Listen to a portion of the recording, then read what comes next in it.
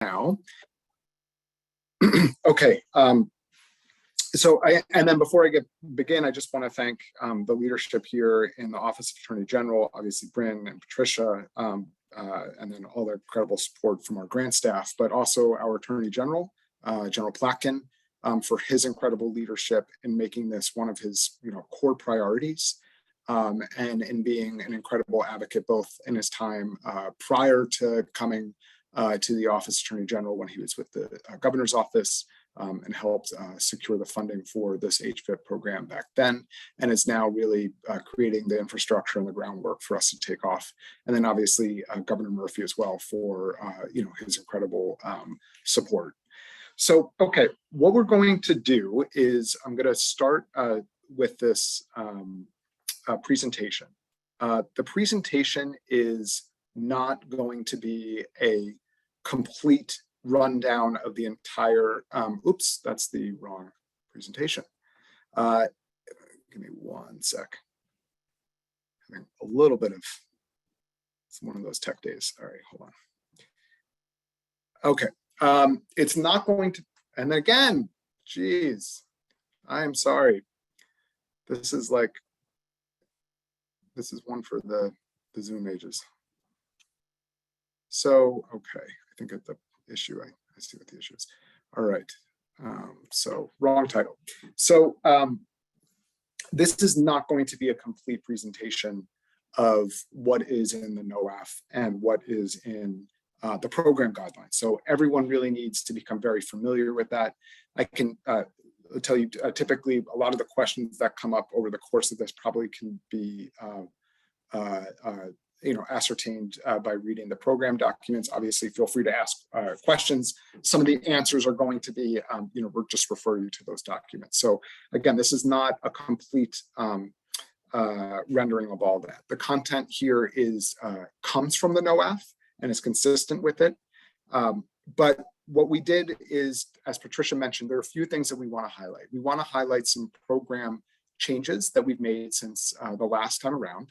And we also want, from the budget perspective, we want to enlighten folks about some of the changes on allowable costs that we've made that we think makes this program a lot more flexible. The previous round of HVIP funding came from federal Victims of Crime Act, VOCA funding, which had a lot of restrictions.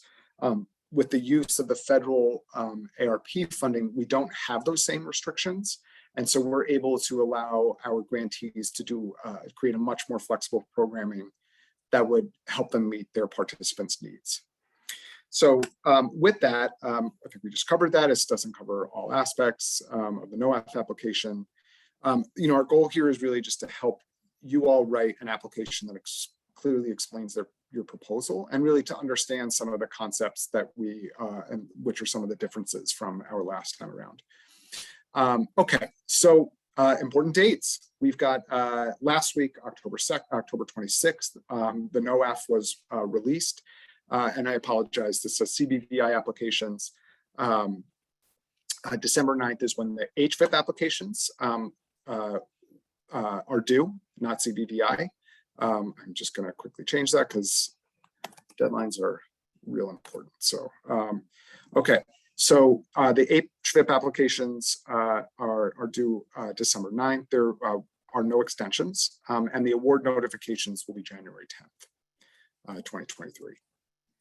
So again, this is just that, that disclaimer, that reminder, full eligibility and application requirements. You need to carefully read the NOAF and the application guidelines. Okay, so I want to just go through some of the goals that are stated in the NOAF. There's sort of two buckets here. There's the first bullet at the top, which is really the core of what we're doing and why we're doing this. We want to support programs that connect victims of gun violence, victims of violence generally, beginning in their stay in the hospital, right in the aftermath of a violent incident, and then connect them to services. What the research shows is that the connection at this critical juncture, there's a lot going on in terms of why this connection is at this time is really important. I think a lot of our providers who've been doing this work can speak to that much better than I, and know much better than I do. But what we do know is that it improves their outcomes for both recovery, but prevents re-victimization, and also prevents future violence. This is sort of a key point when desires for retaliation can sort of harden, and there's sort of a range of services that can be deployed at this point that will then carry with the individual from the hospital setting out into the community and sort of keep them on a healthy path. And so really it is this bridge. It is a hospital-based, starting in the hospital, violence intervention program. So what is critical to this, and we'll talk about this in a couple slides later, is the community-based portion of it. And it's really, tying that together.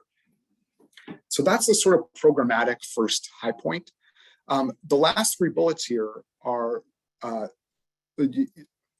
cover some of the core priorities that we have with this round of funding. What we really want to make sure is that we have continuity of services to the victims and the communities currently being served through our FY19 HVIP program.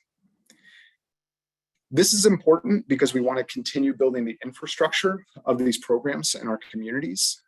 We want our goal in our department, in the Attorney General's office, is to support community-based responses to violence and to create a network of community-based public safety solutions and interventions.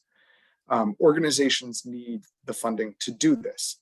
The state's not the only funder, or is not the only funder of all of these types of interventions, but in New Jersey, we are an important funder. So we want to make sure that our funding is going to this continuity of service.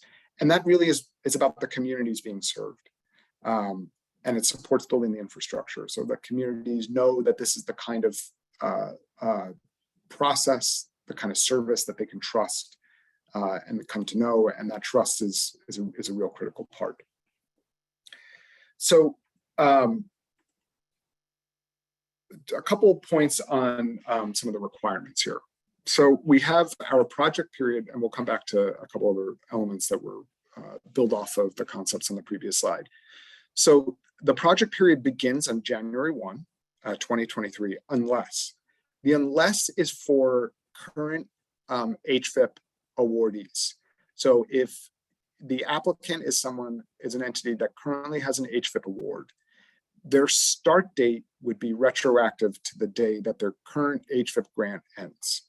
So we've got our new ARP funded HVIP program, FY23, starting January 1st, 2023, unless the recipient has previous award, in which case it would just start at when the previous HVIP award ends. Applicants are encouraged to propose a minimum of 1 year of programming with this grant. And they must maintain adequate staffing level the whole project period. So what that means is if you budget for a staffing model that will take you 15 months, for example, but the budget doesn't allow you to have participant aid that would carry through the 15-month, let's say the participant aid ends at month 12. I think that's, it's both staffing and it's service level. So, take a look at the NOAF and take a look at the language around that for further guidance. Okay, so some of the other requirements here. So eligibility and program components. All right, so again, you got to look at the NOAF and the program guidelines for full eligibility requirements and all of the rules. Here are some core ones. Applicants are required to have partnerships with at least one community-based direct victim service organization. The applicant itself can be a CBO, and the hospital can be does not have to be the sort of lead applicant, but the hospital can be the subrecipient. I think what we've typically seen is it's usually the hospital as applicant and the CBO as the sub and the partner. I think to us, what really matters is a program that is set up to succeed and set up to sort of hit the ground running. There needs to be one entity that is the lead, and that's really for sort of a grant management efficiency and expediency. And it's also, I think, probably going to be, it's an important operational component as well. So just jumping back, there has to be at least a community-based direct victim service organization or service component, as well as a hospital-based service component. The hospital-based service component could be provided by the hospital or could be the community-based entity. So let's say General Hospital, pardon for the cheesy name, but let's say General Hospital has a team of individuals who provide victim services on site in the hospital. That would satisfy the hospital-based service component, but there needs to then be a community-based component. So that could be a partner entity that there is that sort of warm handoff to. The last one is really important. So applicants must have direct experience operating an HVIP program, and they must be able to begin or continue an HVIP program in operations immediately upon, in the target community, immediately upon the start of the grant. So what this means is entities that do not currently have HVIP funding are able to compete for this grant. But what those entities would have to establish is that they have the experience providing HVIP services and that they would be able to hit the ground running. So if the project plan for an entity that has not done this work before comes in and it's 6 months of planning period, that's the kind of thing that would not, when you look back at this eligibility criteria, not what this eligibility criteria is trying to achieve. So I think entities need to, again, read this very, very carefully. This is sort of like a Cliff Notes version to kind of help folks get oriented around some key parts. There's, a lot in there. There's, need to be well-versed in all the requirements and the key substantive portions. But did want to just clarify this piece. And we're going to come back to some of this, some of these concepts a little bit later. Okay, so I think we just kind of covered 1 and 2. There has to be a hospital component and there has to be a community-based component. And then the victim services need to be provided both in the hospital and externally. If the CBO, again, is the one doing the work externally, and the CBO is not going to have access in the hospital to do the victim service work, that can work as long as the hospital or another entity is doing that victim service work. What would not work is that there's a patient in the hospital who's, let's say, a victim of gun violence, and then just gets a piece of paper that's a referral to a community-based service. That's not what we're talking about here. The last piece here is equitable partnerships. I would encourage folks to look at this on page 8.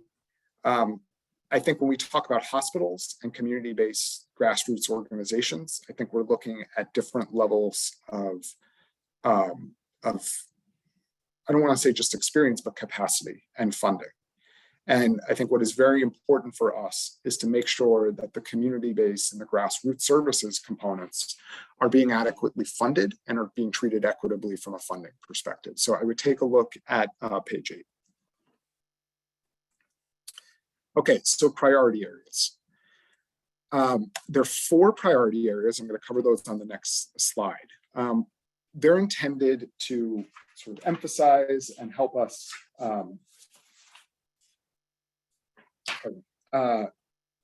get at these ideas of experience, continuity, and immediacy, which are sort of directed at helping us build this infrastructure. Applicants don't have to include a priority area in your application. So if you read the priority areas and you think this doesn't apply to me, I can't make it work, or you're not interested, that's okay, you can still apply. But it's worth 25 points. So from a scoring perspective, it would obviously improve odds to be able to speak to these priority areas. Additionally, you don't have to include all priority areas. There might be one that is more relevant than others.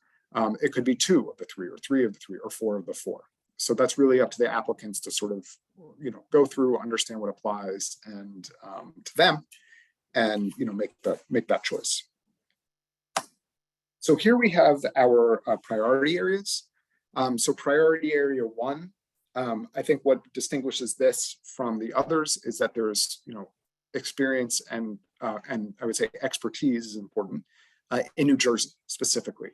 That's obviously, if you're an entity that has never done this work in New Jersey but has done it elsewhere, that is something that you might be able to look to another priority area in, and it would obviously help you qualify. But the other part of qualifying, again, is that you're able to hit the ground running.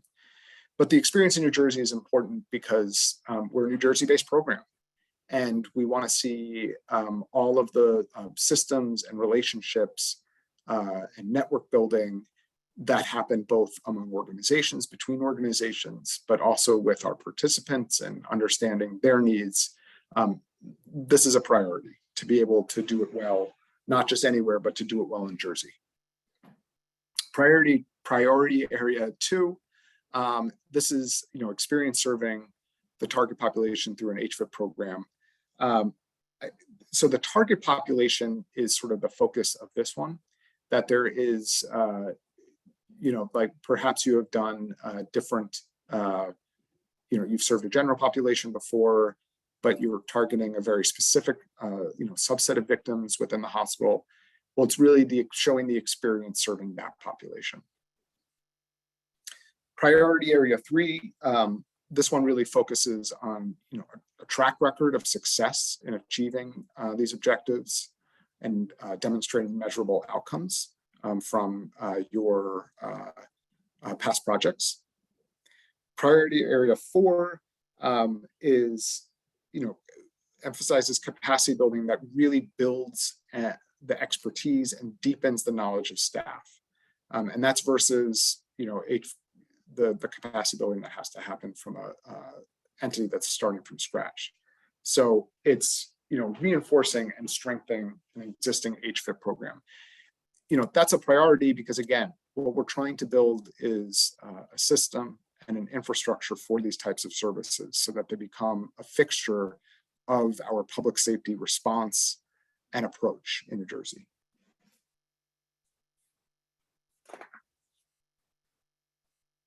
Okay, so we're going to move on to the allowable costs portion.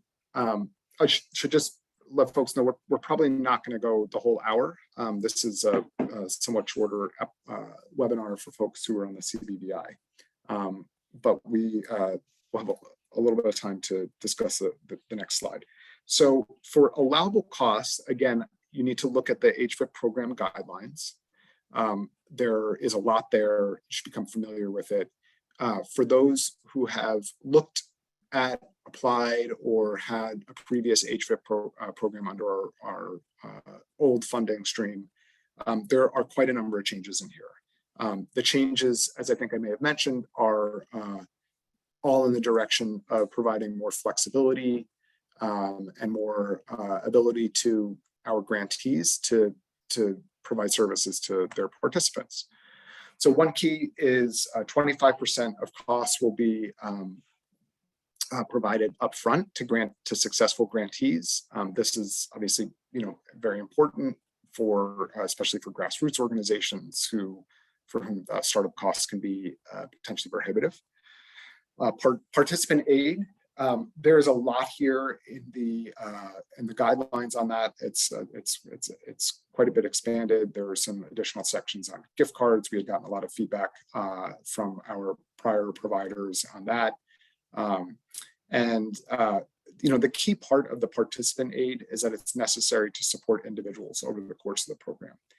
There's also a part in there that it's relating to dependents and family members for whom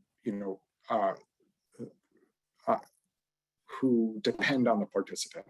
So if there's an individual, like a child of a victim, for example, who has needs and attending to those needs without any sort of support because the victim completely lacks other forms of support, and that and attending to those needs of the child is important for their participation in the program.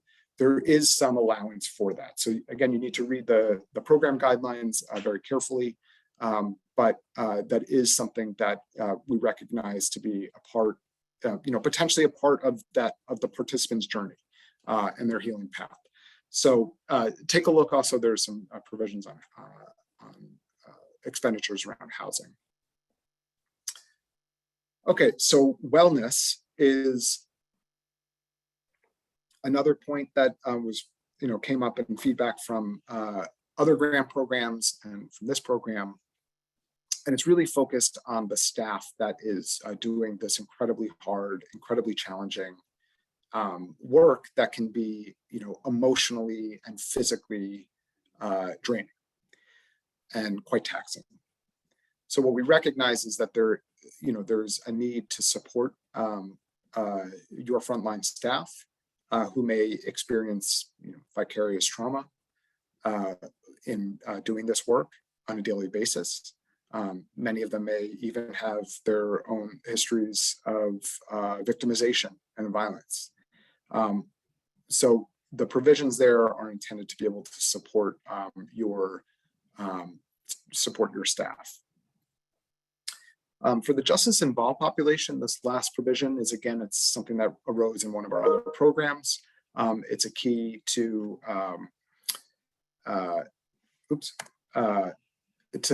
assisting participants who, for example, may have open fines, fees, or penalties, or have had a driver's license revoked. Get on a healing path and get on a better path.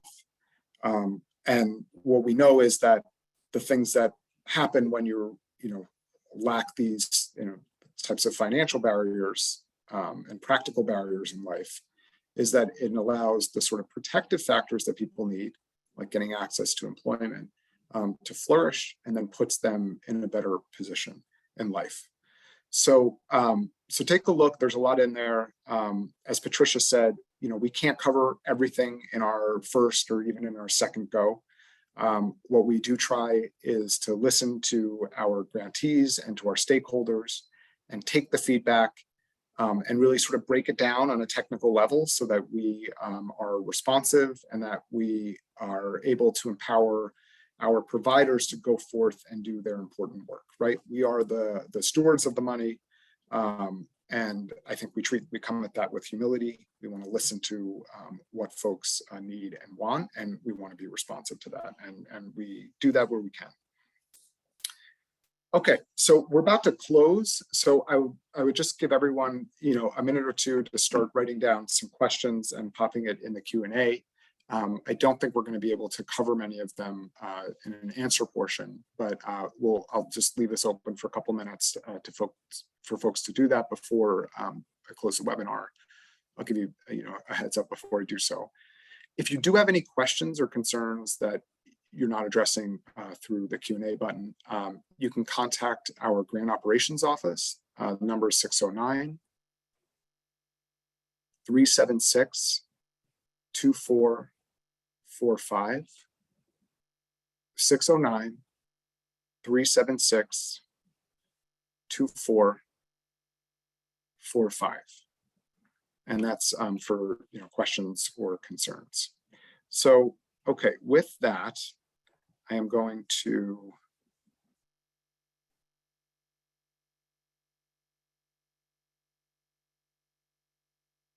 okay, looks like the share has stopped. And I see we have a bunch of questions. Oh my gosh, I'm just seeing that the slides are not showing up. Well, I apologize about that. I'm sorry, I'm not sure why that happened. I'll put this slide up, which has the contact information. And we will send out to participants a copy of the deck. So really sorry about the technical difficulties here. So take a second and just write down this number if you have questions or concerns. It's the 609 number. And then I'll take just a couple minutes to go through the some of the topics. I'm not going to go through all the slides. Some of them are, just sort of a rehash of what's in the NOAF in the material. Actually, many of them are. So, okay, so this slide is where we talked about the priority areas. I mentioned that the first one is really focused on experience, expertise in New Jersey. The second is a sort of target population and experience working with that population.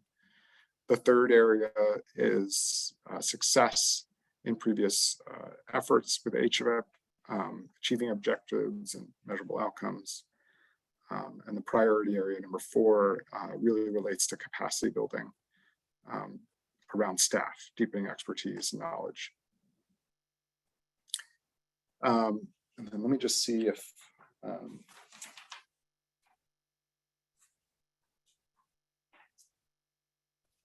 then we can go back quickly to the, I'm not going to go through all of these, I'll just focus on this one. So this is the goals slide that I talked about. The top one is really here, the sort of programmatic core of what we're seeking to achieve here with the HVIP program. And the bottom 3 are our goals with respect to continuity and service, continuity communities, and building the infrastructure. So with that, I am going to stop the screen share and hopefully stop the comedy of errors that's going on technologically.